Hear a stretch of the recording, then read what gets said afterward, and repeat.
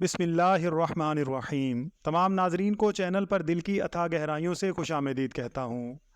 ناظرین کرام، دریائے ستلج کے طوفانی سیلابی ریلے کی تازہ ترین صورتحال کے ساتھ حاضر خدمت ہوں۔ ناظرین کرام، آج پونگ ڈیم میں پانی کی آمد 66,391 کیوسک اور اخراج 69,529 کیوسک کیا جا رہا ہے۔ فی الحال دریائے ستلج میں سیلابی ریلے کا کوئی خطرہ نہیں ہے، البتہ اگر ہیڈ گنڈا سنگھ پر کوئی 10 سے 15 ہزار تک اضافہ ہو جائے تو اسے سیلابی ریلا نہیں کہا جا سکتا۔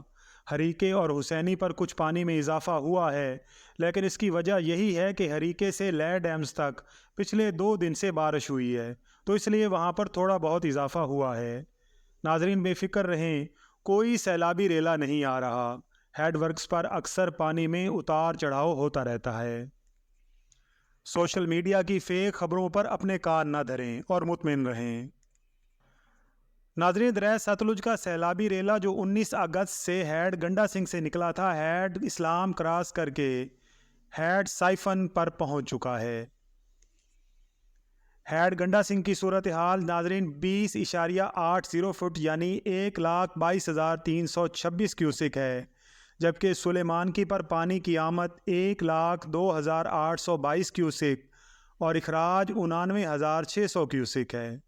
ہیڈ اسلام پر آمد 1,35,761 کیوسک اور اخراج بھی 1,35,761 کیوسک ہے، جبکہ ہیڈ سائفن پر پانی کا اخراج 1,46,506 کیوسک ہے۔ ناظرین کرام، کل سے ہیڈ سائفن پر بھی پانی کی مقدار کم ہونا شروع ہو جائے گی، لیکن اس پانی نے ہر طرف تباہی مچائی ہے۔ اس لیے ہیڈ سائفن سے پانی نکلنے کے بعد آگے بہاولپور اور لودھرا کے جو مضافاتی دیہات ہیں وہ شدید خطرے کی لپیٹ میں ہیں۔ ابھی سے ان کو مطلع کیا جاتا ہے کہ بیٹ میں رہنے والے تمام افراد اپنے ساز و سامان کے ساتھ کسی محفوظ مقام پر منتقل ہو جائیں۔ تحصیل حاصل پور اور تحصیل میلسی کے تمام مضافاتی دیہات مکمل طور پر پانی میں ڈوب چکے ہیں، لاکھوں ایکڑ فصلیں زیر آب آ گئی ہیں۔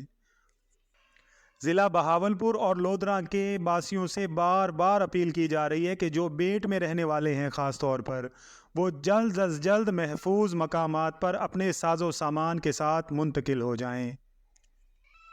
اللہ تعالیٰ سے دعا ہے کہ اللہ تعالیٰ ہم سب کا حامی و ناصر ہو، آمین یا رب العالمین۔